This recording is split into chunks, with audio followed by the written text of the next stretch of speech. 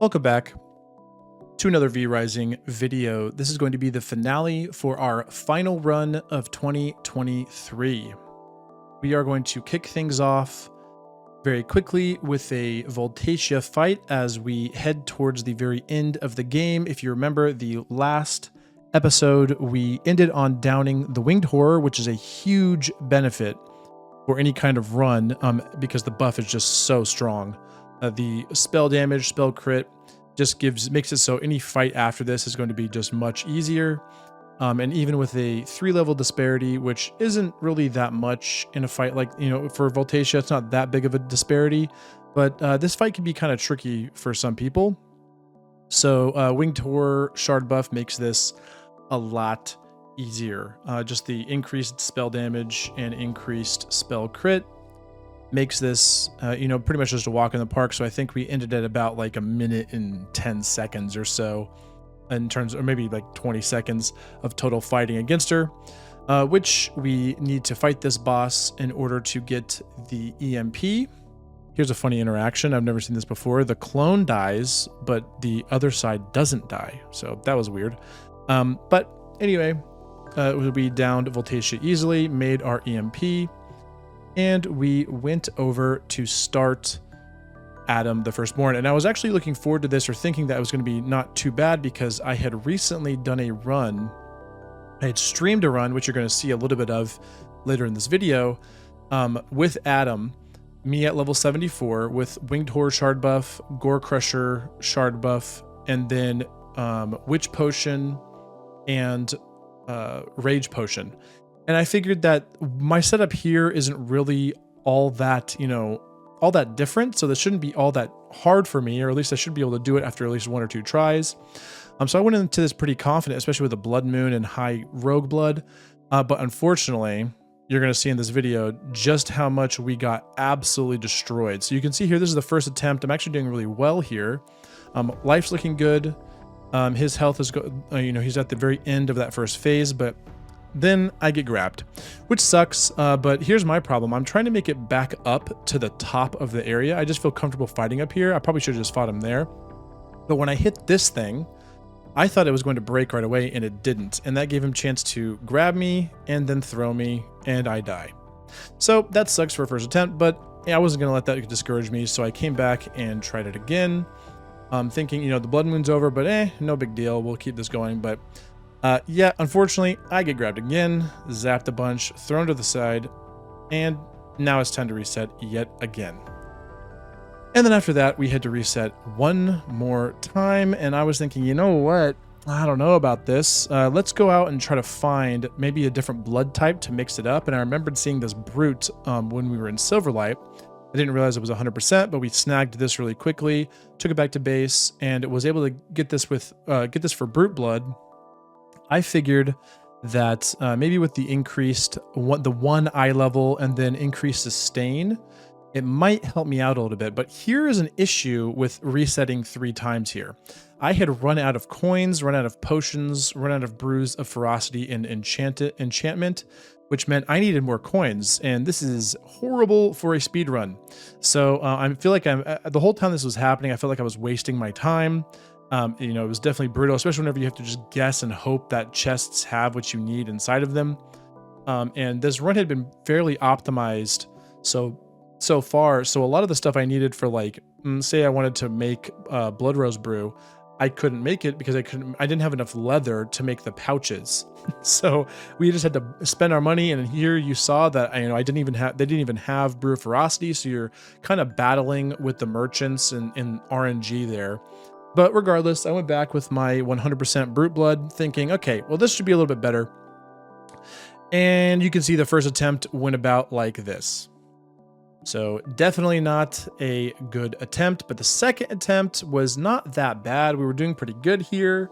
Got him down again, that first phase. Got hit a few times, but I wasn't too worried because you can see how fast they were able to heal up here with brute blood.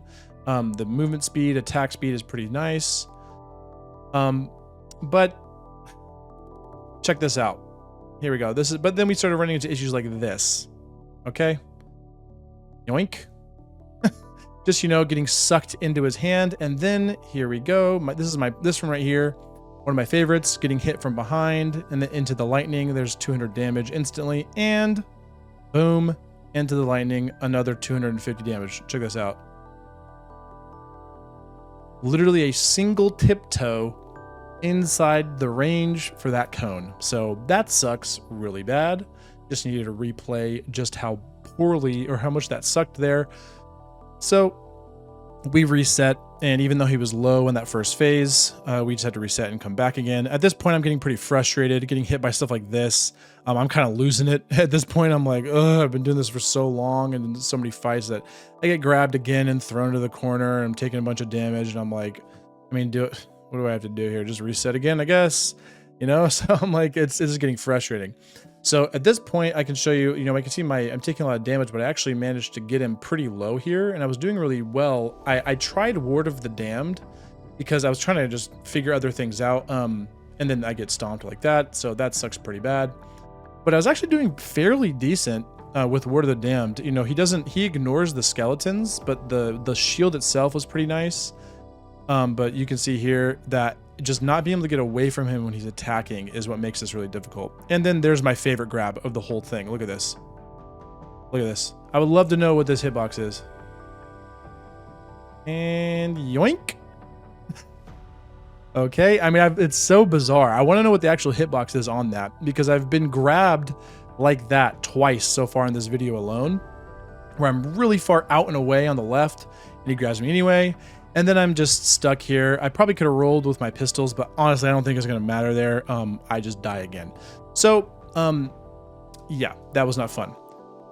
We are dead. So what you're looking at now is footage from the stream that I did where I did the same run, the same strategy with Bloodright. And the difference here is actually huge. I was able to kill him with Gore Crusher Shard, as well as Potion of Rage and Witch Potion, just a little bit more physical and magical damage. And you can see here, I'm able to kill him. Yeah, I got low and it was pretty rough, but this was literally my first try trying it. And this right here is the key to this. This is why Invisigil is so important on Bloodright. You can see in this situation, I don't have a dash, and really the only way I can get out of this is either ulting him or rolling with pistols. Maybe if I had slashers, I could E out as well, but I don't have those. What I have is Invisigil, and this is what it allows me to do. As I'm getting, borne down on by both of these attacks, I can just do this. And I'm invisible, and I can reposition. No big deal whatsoever. And that's how I used, that Invisigil to basically get out of this, or be able to beat this first attempt. So I actually went back and I crafted Invisigil. At this point, I had spent so much extra time that the speedrun was very, very dead. But I wanted to try to figure out and find out, okay, what do I need to do to make this work? And you can see here, I actually have him really, really low. Anytime he goes up like this, it's good because it lets you kind of reset and heal and whatnot. So he's really low, and I'm at about half HP. I'm thinking, okay, actually things are looking good here. I think I might be good with this Invisigil. And then the worst happens. I get greedy right here, and I die. So let's go ahead and look at that one more time. This Chaos Volley is definitely very greedy. I didn't need to be doing this. I get hit with 2 ticks here of lightning, and that's bad, but it's not that big a deal. You actually heal out of this. But then this happens. I dash, but it actually doesn't give me iframes. And so I get hit by those little Sidewinder lasers that incapacitate you, and then I just die. So that was extremely frustrating. At this point, I was just ready to give up. So I just stopped, just let myself die, went back to base, and I turned off the game. Nah, I'm just kidding. Actually, what actually happened was I went and worked my way up to Sanguine Pistols. I was just at this point ready to kill this stupid thing. So I worked my way back up to Sanguine Pistols, did everything I needed to unlock that. And honestly, the 3-level difference is just such a huge difference. It turned the fight from feeling extremely difficult and scary to almost just easy because of how much I'd been fighting him. And, whenever you have this many, you're only 6 levels below him like this, or I guess 5 levels below. It actually makes it so your damage is more, he does less damage, and so it just makes it so much easier overall. So if you're having issues like this, I would definitely recommend you just, put in the work, get 3 extra levels, either Sanguine Pistol upgraded pendant or blood moon armor. So there, we finally managed to down Adam, and I was ready to get off, but I was like, you know what? I realized after doing this, I haven't even killed Gore Crusher yet. There's not really a point, in my opinion, to kill him early before getting those 2 shards, because his shard doesn't really help all that much. But regardless, we're going to go through this fight anyway. It is helpful for, you know, building your castle. So we start out, you know, the beginning of the fight is not really anything to write home about. It's pretty easy to deal with. It only starts getting interesting whenever he begins to summon other things. So this is kind of dumb here. So I get hit with that, it gets stomped on. So that was really brutal. And then, so I'm thinking, oh, well, it's okay. He's not half yet. But then I get hit by that, even though I wasn't even in the AoE. So I was like, okay, that's a little strange. I'm not really sure how that happened, but whatever. And so these adds here, this is what makes this fight difficult to do at a lower level. So even 6 levels lower, which isn't all that bad, it actually is really difficult because the adds are such a huge DPS check that whenever you're trying to do it 9 levels lower, like level 74, which I've done, it becomes extremely hard to deal with all of these adds. But at level 77, we're able to kind of deal with them a lot better. You do more damage to them. So it lets us, you know, handle them a little easier. Just imagine you're doing, you know, however much, 10%, 20% less damage to these things at a lower level. It becomes really hard. And this is why getting to half health wasn't a big deal, because I can just kind of heal myself up here. And Invisi-Jewel putting in work yet again. And now, you know, this is why we like pistols as well, because it just lets us do, you know, dodge things and have that range to be able to attack him with no problems. This part of the fight, again, when there's no adds, is really very straightforward. But once he starts adding, once he starts, you know, summoning more and more adds, it becomes more and more difficult, even though I get hit there. So here he jumps back, summons more adds.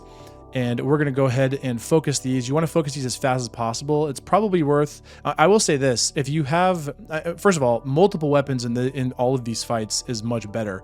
My goal was to do this with 1 weapon because it meant less farming. But, you know, and less waiting for refinement time. But in these fights, if you can use multiple weapons, Reaper is really good against those, or Axes are really good against these adds because they just do huge damage and let you attack really fast. But regardless, we're still doing pretty well. We handled those adds pretty easily.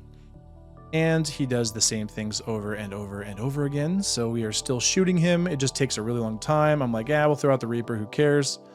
And now he summons our best friend, the duo, the clone. This is where things go from difficult to, or go from, you know, tricky to difficult. This is like the actual hard part of the fight. Once he starts summoning his duo, it's really difficult because it puts you on a timer. The adds, just the bear and the wolf, it's not a big deal. You have enough time to kill those, or almost kill them by the time he gets back up. But once you have all of them going, you know, once you have the clone here, you have to kind of split your damage between the clone and Gore Crusher himself. Because if you only focus the clone and the adds, Gore Crusher will take basically 0 damage. You see I'm getting, you know, you see how much damage he still does, even at this, you know, only 6 levels lower, or however many levels, 5 levels. But yeah, so we want to focus that. So here is a very bizarre interaction I noticed, by the way. I think this is a bug. I ult him here and he dashes out, but look, I'm still doing damage to the downed clone, which this is a bug, because look at his HP when he gets back up. Look at the clone here. He literally has like, yeah, look at that. He has no HP, which that is for sure a bug. 1 chaos volley, he's back down. So I don't know what that is. If there's a way to take advantage of that other than static, that would be interesting, but that's for sure a bug, and they will definitely patch that if they find out about it. So that just seems really weird. But anyway, so we're still focusing him and the clone. The clone's back up. His HP is not all that high, and this is where things just become absolute chaos. We are now focusing on the clone, which you have to down the clone here. And then we're also, you know, kind of focusing on the bear and the wolf. We have to do as much damage to them as we can because we don't want them to stick around, because he will summon more if you do not kill them. Like, he's not just going to be like, oh, well, there's already a bear and a wolf, I won't summon anymore. No, he'll keep summoning them. So you have to kill them. You have to do damage to them as much as you can. But again, you're balancing that. You're balancing downing the, you know, dodge. First of all, you're dodging 3,000 things all at once. I mean, look at how insane this is, right? This is crazy. extremely difficult to keep track of everything that's happening here. We're dodging a wolf, we're dodging a bear, we're dodging 2 Gore Crushers, we're dodging all these little wisps everywhere. On top of that, you're balancing damage between the clone Gore Crusher, the real Gore Crusher, hoping to kill the ads if you can, but also like, how are you supposed to target them whenever there's 2 hulking behemoths coming after you?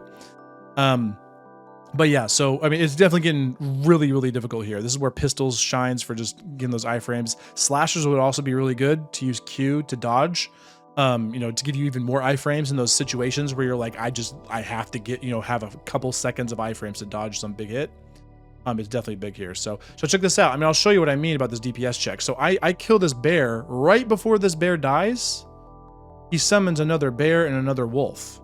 Right there. So now we're right back to where we started. So you can see now what I mean by you're on a timer. You like, there's no way you're gonna dodge everything forever.